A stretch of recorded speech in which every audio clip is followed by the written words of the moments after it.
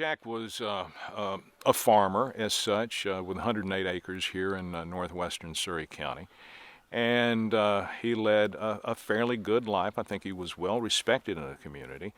Just down this wagon path that we're on, probably about a mile, is Rocky Ford Church, where he was the choir director. And apparently he had a very good voice. And then later on, unbeknownst to me, my family and I joined Rocky Ford Church, and me never knowing that John Jack was part of that church and the choir director. But he grew up somewhere in this area, and then his first wife died. He had 2 children by his first wife, and then three girls and 1 boy by the second wife. And one of those girls was my grandmother, Hattie Mays Wilmoth. And he did a lot of work in the area, and that's how he helped Martha Thompson Higgins, and Thompson being the maiden name, and that's why she's buried in the Thompson cemetery. But John Jack did a lot of handyman work for her because Martha's husband had been killed in the Civil War, and his body was never returned to Surry County. So she needed some help. Her son, who lived in Winston-Salem, was not able to help that much because of the distance. It's not like it is today with cars. You can be up here in an hour and a half. But then John Jack did work, and from the accounting of her estate, I've got handwritten entries where she paid John Jack for work done around the property. And she, I believe, was 71 years old when she was killed. Now, specifics, I may be jumping ahead on your questions, but leading into that, the night that they went over to rob Martha, apparently they had gotten together, he and some friends. I don't know how many, if it was 1, 2, 3, or more, but they decided to go rob Martha because they understood that she had some money that she had collected as a Civil War widow. And so they go over and apparently had sacks on their heads, and when they went in there, for some reason the story that was told that Martha recognized one of them. Don't know who she recognized, whether it was if a hood fell off or if it was a voice, but then someone whacked her over the head with an axe handle, killed her, then they set the house on fire. Well, John Jack said later, and I can explain more about that, that he said later he did not swing the axe that killed her, but he knew who did. John Jack, after the incident occurred, he went back home, and his oldest daughter knew that he had gotten home late that night, and because he was dragging the saddle up the stair steps. The next day or so after the murder, an inquest was held in devotion at the home of Constable Henry Moore, and it was determined then there was not enough evidence to determine who had killed Martha, although there were some men who did speak with John Jack's oldest daughter behind the house, and we never did find out what was said. But then it was just a day or so later that apparently John Jack rode his horse to Dobson and gave his brother-in-law Dan $5 to keep his mouth shut. It happened that Dan and his wife, Phoebe, were at John Jack's house just down the hill when John Jack came back that night that Martha was killed. And so Dan knew that John Jack had been out for some time during the night. So apparently after Dan got the $5, the thought got to him that he better fess up. And so he went and told the sheriff what he had done, that he had lied. And so the sheriff sent Henry Moore, the constable, to arrest John Jack. And after he was arrested, it was in the afternoon, and as they started to horseback ride to Dobson, night fell, and there were several other officers with them, so they camped for the night. And Henry told his daughter-in-law, Sandy Moore, who lived until just last year up here in the same house where the inquiry was held, had told her what John Jack said that night. And he explained that they had gone over there after playing poker and drinking white liquor and robbed her, and then she was hit over the head with an axe handle and was killed, and they set the house on fire. And he said, but I didn't do it. And the constable, Henry Moore, tried to get John Jack to tell him who the people were involved, but John Jack would not. He said, we swore an oath to each other, and if one of us tells, then the other remaining ones will go in and kill him and kill his family. So John Jack said, I'm going to keep my mouth shut. So they get to Dobson, and then he's transferred to Winston. And there was a letter written to his oldest daughter telling where the money was, where some of the money. And apparently there were in two locations, a jar that was buried near a fence somewhere on this property, and then the other money was placed in a jar that was put under the boards underneath his barn. And so all of the money apparently was recovered somewhere between $700 and $750. And that was a lot of money for that particular time. And for some people, $750 is still a lot of money. But he was transferred down to Winston-Salem to Forsyth County Jail for safekeeping, because there was a fear by law enforcement and by John Jack himself that those co-conspirators would break him out and hang him. So he kept quiet. They brought him back. He was tried, he was convicted, and then hanged on November the 11th. On the gallows, well, picking up there, from the jail, there was a pretty good sight of people out in front of the jail at the gallows, some 2,000 to 3,000 people. And as John Jack went out, they carried the casket beside of him. There have been reports that he rode the casket over to the gallows, but I've not been able to confirm that. But when they got there, the casket, of course, was placed down, and they go up onto the gallows. There was a Baptist preacher there who conducted the funeral for John Jack prior to the actual hanging. And then once that all of that was done, there was singing, and there were several accounts that you could hear John Jack's voice above everyone else, simply because he was a choir director, he could sing, and so I guess he felt that he needed to sing as loud as he could on his last day of living. And at the time that they were ready to hang him, they tied his thumbs together and his arms together, and Sheriff Davis put a hood over his head. And before the sheriff stepped back, John Jack said, let me see again. So the sheriff moved the hood up so he could see, and he looked around the crowd and said, if it wasn't for him, I wouldn't be here now. And he motioned toward Dan Jones, who had told the sheriff that John Jack had paid him $5 and to keep quiet. So Dan Jones was a link. Dan wasn't involved, but he was just in the wrong place at the wrong time to get caught up. So after they dropped the hood back down on John Jack, Sheriff Davis went over, and apparently the way they had the trap door fixed, there was a rope. He had a hatchet, and he swung at it and missed. He had to do it a second time and hit it, and that's when the trap door flew open. And a lot of accounts I have read, some from family, about Sheriff Davis, that he said on the gallows prior to hooding John Jack again, said 3 times, if you'll tell me who killed Martha Higgins, I'll let you live. We won't hang you, you'll be in prison. But John Jack, after 3 times, said, I'm not going to tell you. That was a sad story. Someone lost their life in the murder. My great-grandfather lost his life to the hangman's noose. But the good story about all of this is that the family lived, and we're alive. From everything that I have read from, and it's very limited on what I've been able to find because records are moved around, but from everything that I've been able to determine, those 2 facts were enough for the jury to find John Jack guilty. And they found him guilty of murder. And, I wish that the legal system and the investigative system had been in place then on what we have now. There would have been a different outcome. John Jack probably would have been in prison for the rest of his natural life. But I think we would have found out through investigative type work now that we watch on TV regularly, that they could have figured out who did it. I really don't have any thoughts, and I don't have any clear indication as to what Dan Jones thought.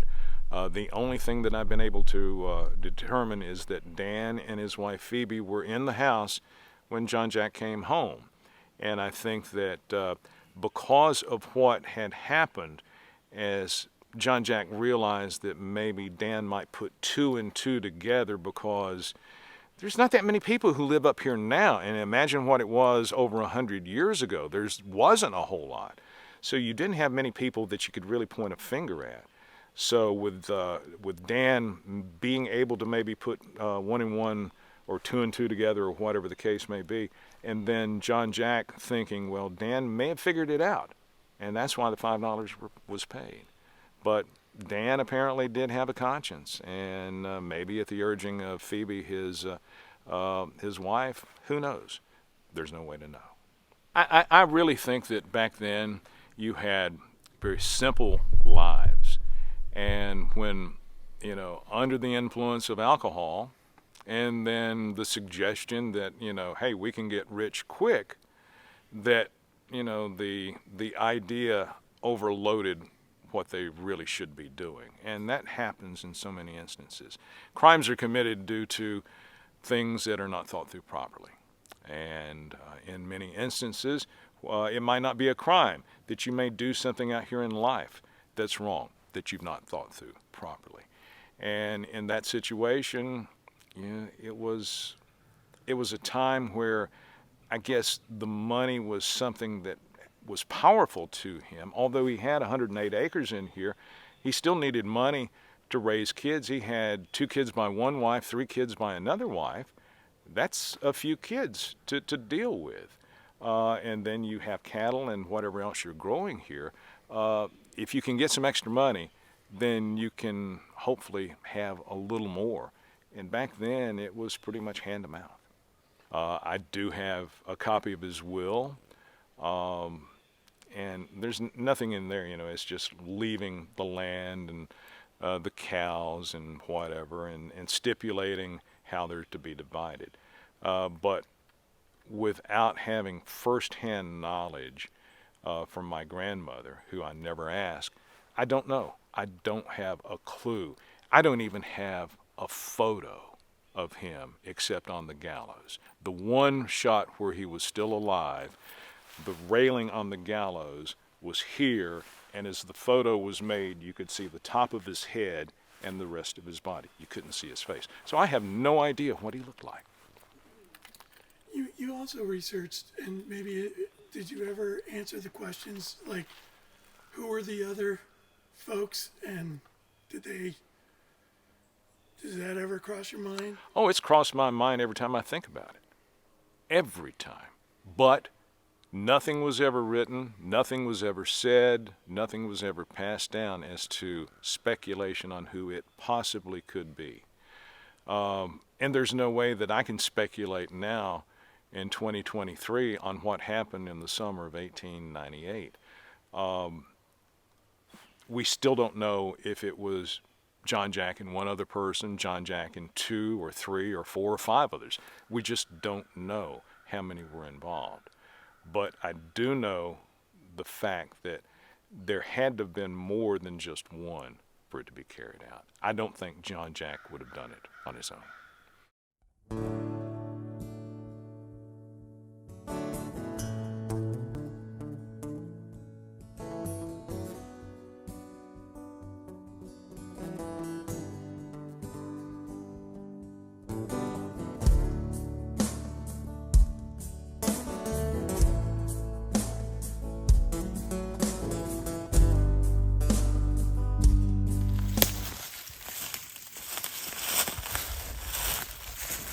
Well, finally here. I can't believe it. I've heard about this man all my life. I'm pushing 60. Heard a lot myself. It sure is a sad story. It's a sad story. Let me return the favor to you. And these are probably the first flowers that have been placed on his grave in over 100 years. Probably. I would think so. When the children were little and the home was down there, they would come up here to see their father's grave and spend time with him and play and pick flowers and bring to him.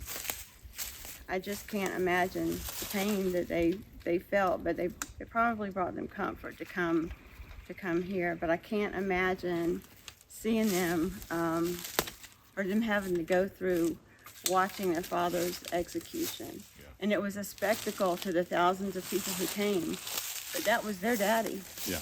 Ironically, he wasn't allowed to be buried in his church's cemetery. He was a choir director there, but they felt that it was not appropriate, and that's kind of how things were at the time period. So he came to rest here near the family home. Jack's great-great-great-grandson has a daughter that's pretty close to the age our great-grandmother was and his grandmother when she saw her daddy be hung. So I can't imagine how that trauma changed those children. It would have to have, they went on to lead productive lives, and they had children and grandchildren of their own, but the story were the result of it. Yeah.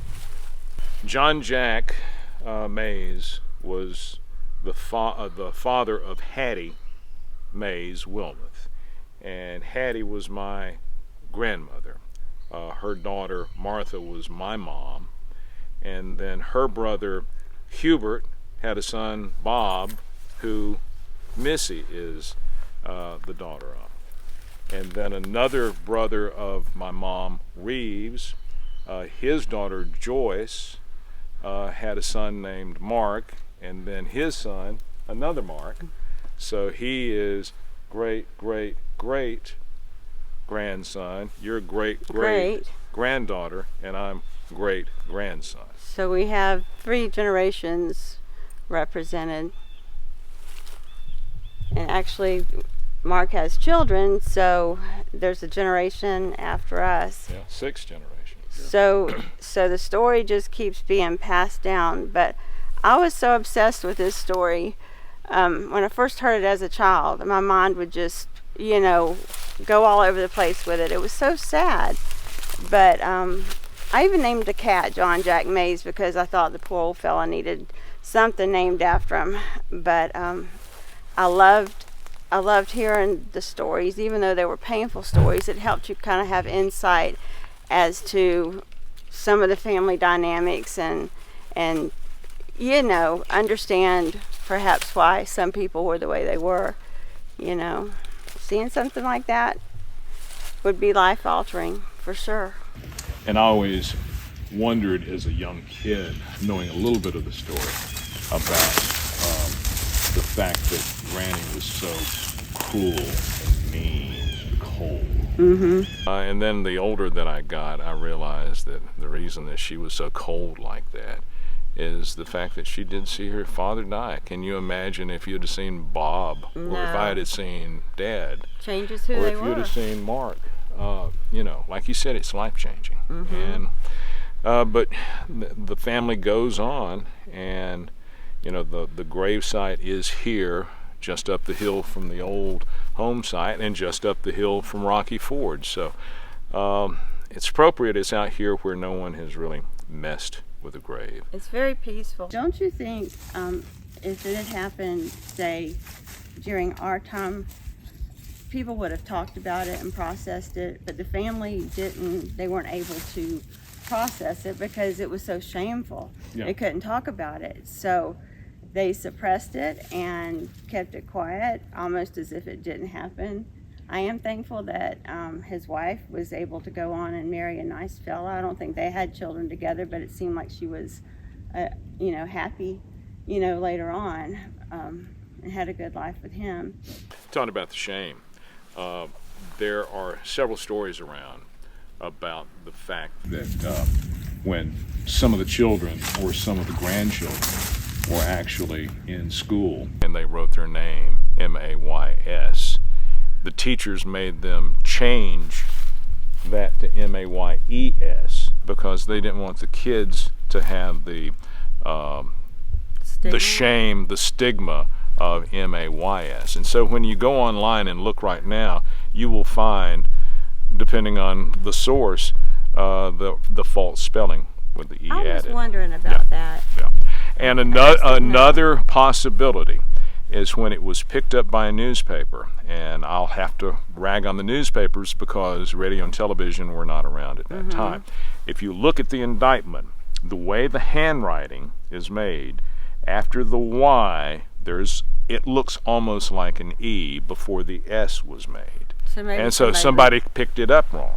Yeah. But nevertheless, that's been an issue for some time. With 3 kids of my own, it's just heartbreaking to think about what happened. What went on. And we can only hope that he was a saved man. And I think from what Ralph had said, he was. And we know that Jesus forgives. And if that's the case, and his children were saved, and we're saved, well, I'll see him again one day, and we'll get to find out what happened. So you rascal, why did you get involved in that? Yeah. So, we wasn't there. We really don't know what happened.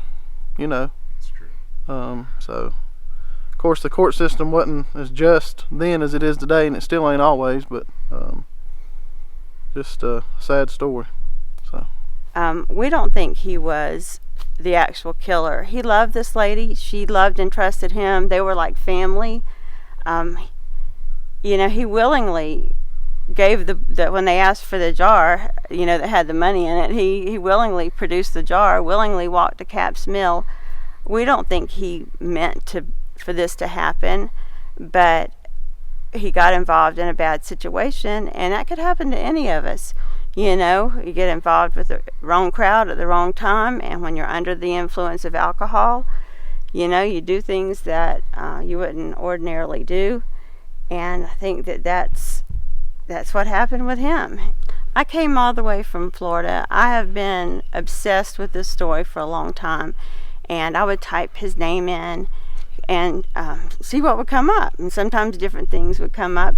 Well, lo and behold, this one time when I typed it in, Mike Carter from Rocky Mount, Virginia had written a little blurb about, he was looking for information on is he a great-grandson? Or a anyways, His great-grandson. So he was looking for information of about John Jack Mays, the last man hung in Surry County, North Carolina. Well, hot dog, I was looking for it too. So I just clickety-click, responded to him, and ironically, it was pretty near the November birth date or death date. The death date, November 11th. Yeah, and so Ralph had already been doing research, and so he just kicked it into high gear. And when he started plowing through the different sources, he did interviews, he went to the colleges, the genealogy resources, the Historical Society, and I think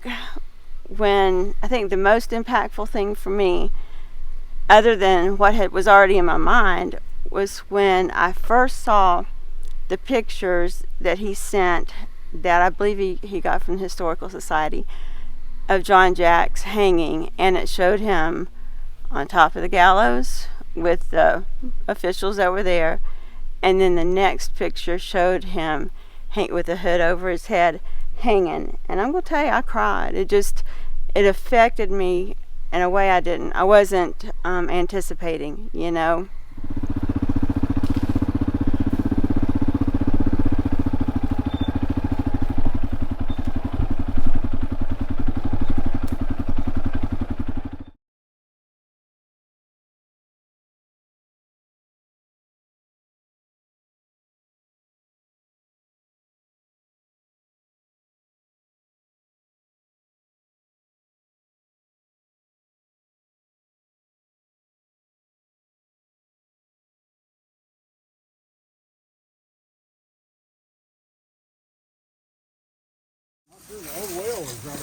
Okay. I remember coming around to the well while we were down here playing. So once that skid got out here into the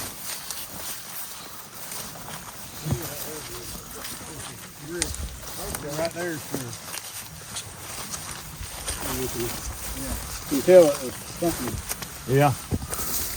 And this was a hole because we put some rocks and stuff in it. Yeah. This is the old well.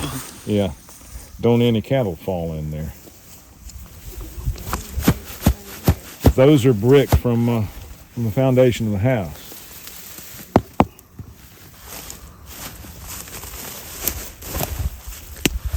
So how was the house sitting? The front of the house was facing that way, and then it went back up this way. And your two-story part was on the front side, and the back side was just one story.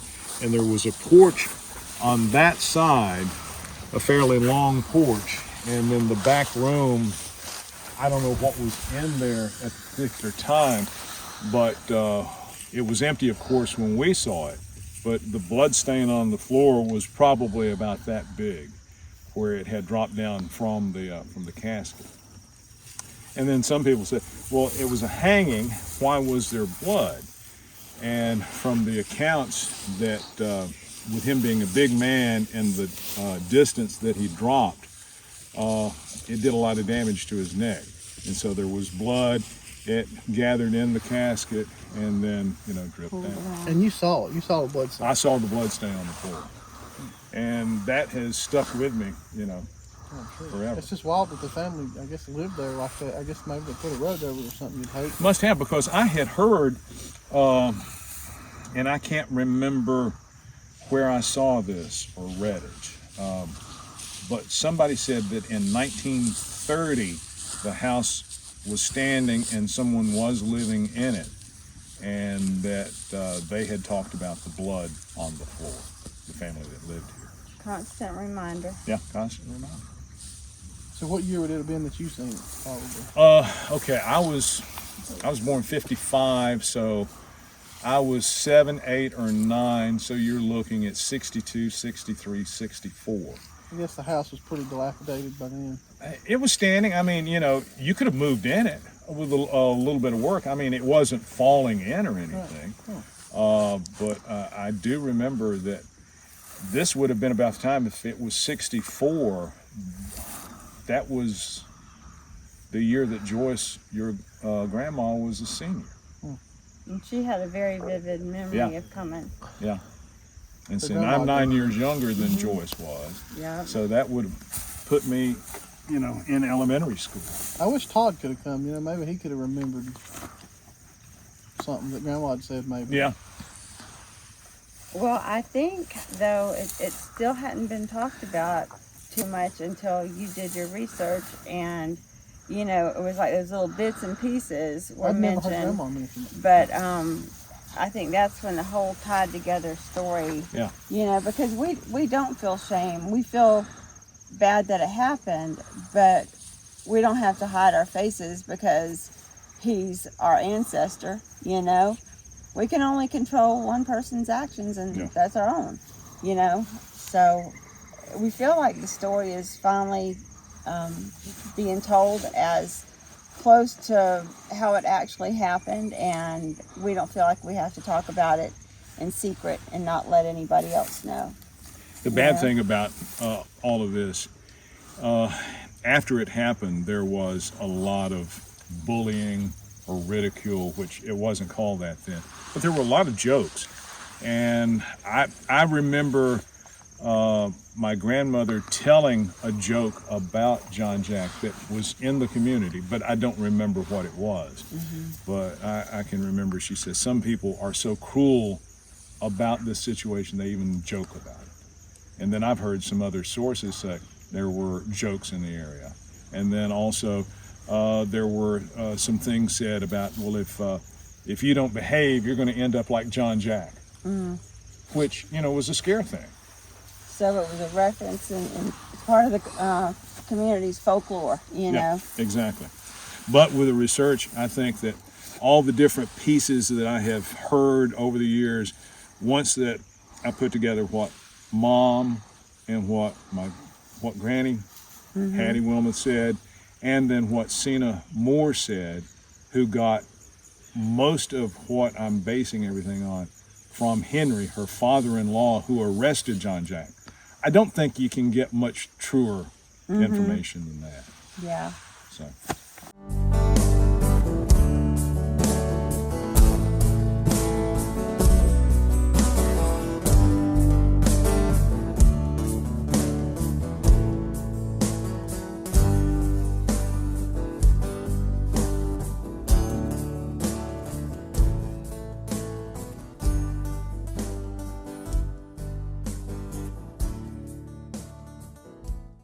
makes it tangible, holding the brick foundation, parts of the foundation, and seeing where the house was, and knowing that this is the trail they took it, and now, you know, just makes it real.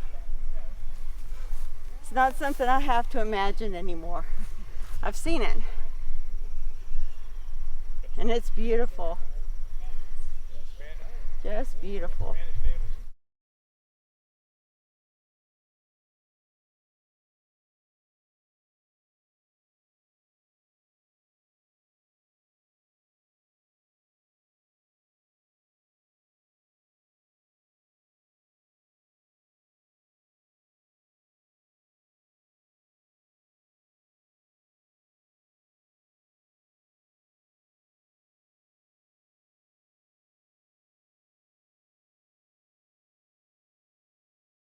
Bricks from the foundation of the home he shared with his family. I will treasure this. Another tangible piece of history. Good keepsake. Yep. A lot of history right here. And we came from all of it. Exactly.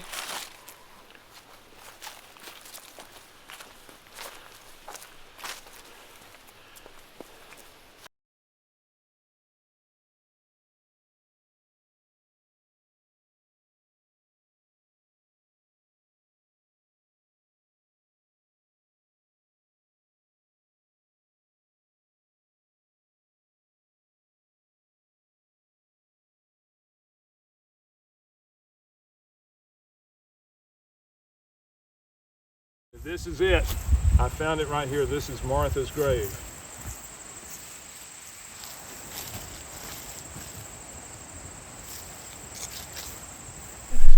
I think Miss Thompson was a nice lady from all accounts, and